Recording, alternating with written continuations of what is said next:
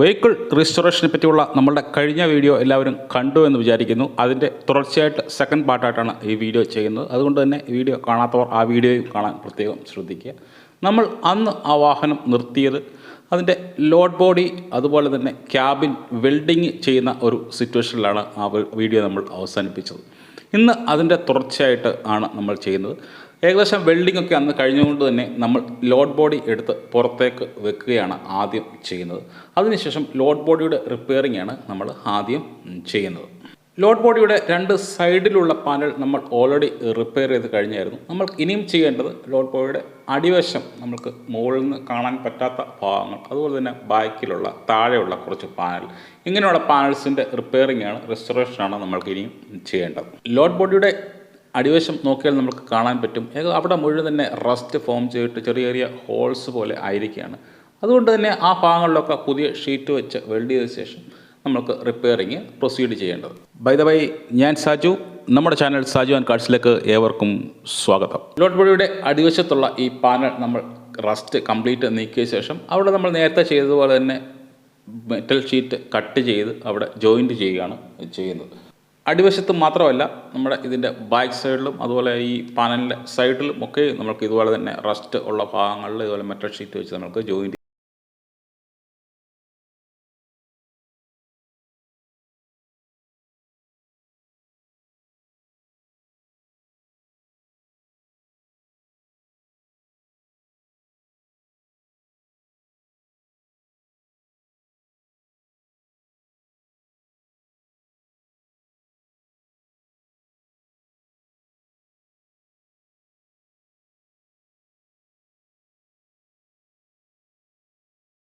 പരിപാടികളൊക്കെ കഴിഞ്ഞു കഴിഞ്ഞാലാണ് നമ്മൾ അടുത്ത പ്രോസസ്സായ സീലൻ്റ് അപ്ലൈ ചെയ്യലിലേക്ക് കടക്കുന്നത്. നമ്മൾ കംപ്ലീറ്റ് എവിടെയൊക്കെയാണോ വെൽഡ് ചെയ്തത് ആ ഭാഗങ്ങളിലൊക്കെയാണ് നമ്മൾ സീലൻ്റ് അപ്ലൈ ചെയ്യുന്നത്. നമ്മൾ ഈ സീലൻ്റാണ് അപ്ലൈ ചെയ്യുന്നത്. ഇതിന് ഏകദേശം മാർക്കറ്റിൽ ഒരു 1000 റേഞ്ചിൽ വില വരുന്ന ഒരു ട്യൂബാണിത്. സോ ഈ സീലൻ്റ് നമ്മൾ ഈ ബോഡിയുടെ പാർട്സിൽ എവിടെയൊക്കെയാണോ നമ്മൾ വെൽഡ് ചെയ്ത് അവിടെ മുഴുവൻ അപ്ലൈ ചെയ്യുകയാണ് ആദ്യം ചെയ്യുന്നത്. ഈ സീലൻ ടൂള് നമ്മൾ ഈ ടൂളിൽ വെച്ച ശേഷം നമ്മൾ പ്രസ് ചെയ്യുകയാണ് ചെയ്യുന്നത്. പ്രസ് ചെയ്തുകൊണ്ടാണ് നമ്മൾ ഈ ബോഡിയിൽ എവിടെയൊക്കെ വെൽഡ് ചെയ്തിട്ടുണ്ടോ അവിടെയൊക്കെ ഇത് അപ്ലൈ ചെയ്യുന്നത്. അപ്ലൈ ചെയ്ത് കഴിഞ്ഞാൽ ഈ സീലൻ്റ് നമ്മൾ പതുക്കെ എന്തെങ്കിലും ഒരു കോട്ടൺ വെച്ചിട്ട് പതുക്കെ ഇത് ഒന്ന് പരത്തി കൊടുക്കും. സോ അതിങ്ങനെ മുഴച്ചു നിൽക്കുന്നത് നമുക്ക് ഒഴിവാക്കാൻ പറ്റും. സോ ഇങ്ങനെ ഇത് കംപ്ലീറ്റായിട്ട് ചെയ്ത് കഴിഞ്ഞ് കഴിഞ്ഞാൽ നമ്മൾ അതിൻ്റെ പുറത്തായിട്ട് എപ്പോക്സി ആണ് ചെയ്യുന്നത്.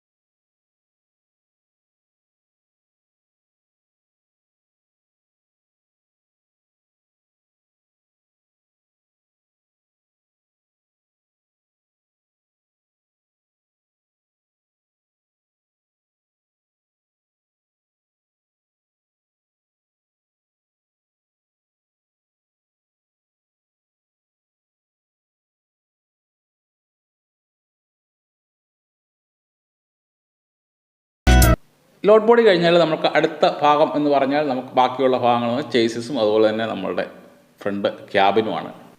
ഡ്രൈവർ ക്യാബിനിലുള്ള വർക്ക് നമ്മൾ നേരത്തെ ചെയ്തതുപോലെ തന്നെ അവിടെയും ഇതേപോലെ തന്നെ എവിടെയൊക്കെ വെൽഡ് ചെയ്ത് ജോയിൻ്റ് ഉണ്ടോ അവിടെയൊക്കെ നമ്മൾ സീലൻ്റ് അപ്ലൈ ചെയ്യേണ്ടതുണ്ട്.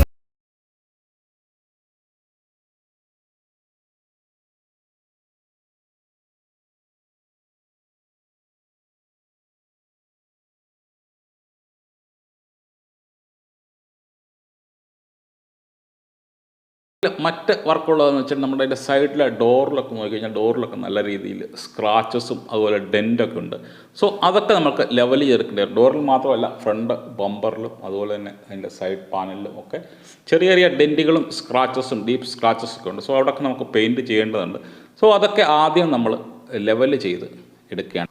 ഡോർ പാനലിലും അതുപോലെ സൈഡ് ബോഡിയിലൊക്കെ ഉള്ള ചെറിയ ഡെൻസൊക്കെ നമ്മളൊന്ന് ലെവൽ ചെയ്ത ശേഷം അവിടെ നമ്മൾ ബോഡി ഫില്ലർ അപ്ലൈ ചെയ്ത് അത് ഉണങ്ങിയ ശേഷം വീണ്ടും അത് സാൻഡ് ചെയ്താണ് ഇത് നമ്മൾ ലെവൽ ചെയ്യുന്നത്. സോ കംപ്ലീറ്റ് സാൻഡിങ് കഴിഞ്ഞ ശേഷമാണ് നമുക്ക് അടുത്ത പ്രോസസ്സ്.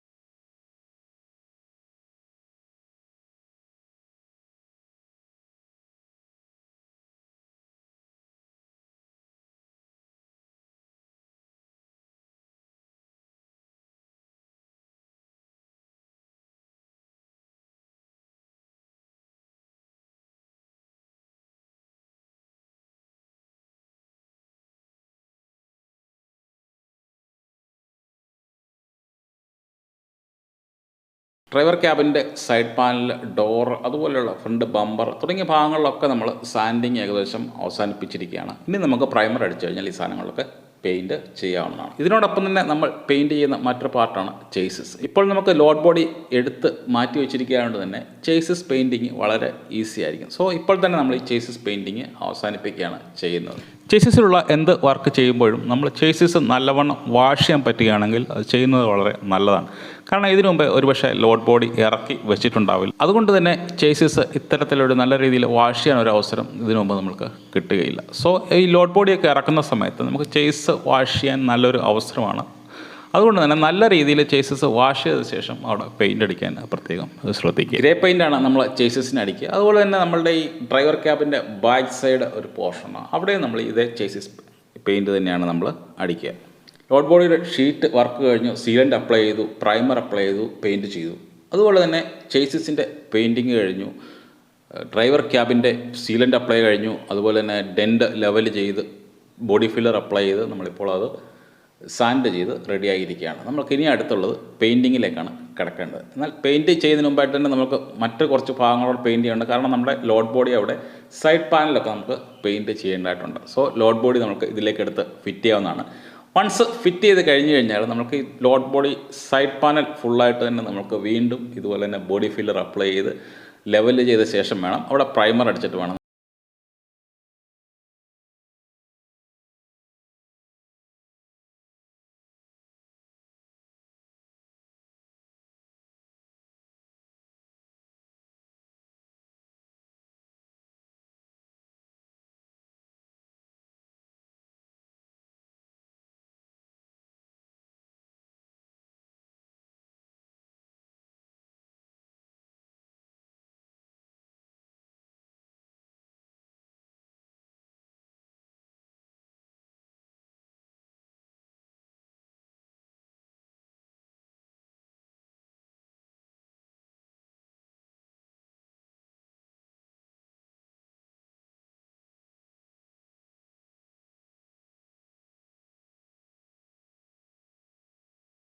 ലോഡ് ബോഡിയുടെ പെയിൻറ്റിങ്, ഡ്രൈവർ ക്യാബിൻ്റെ പെയിൻറ്റിങ്, അതുപോലെ ഇതിൻ്റെ ഫിനിഷിംഗ് വർക്ക്സ് തുടങ്ങിയ കാര്യങ്ങളെ ഉൾക്കൊള്ളിച്ചുകൊണ്ടുള്ള അടുത്ത വീഡിയോ ഉടൻ തന്നെ നമ്മൾ അപ്ലോഡ് ചെയ്യുന്നതാണ്.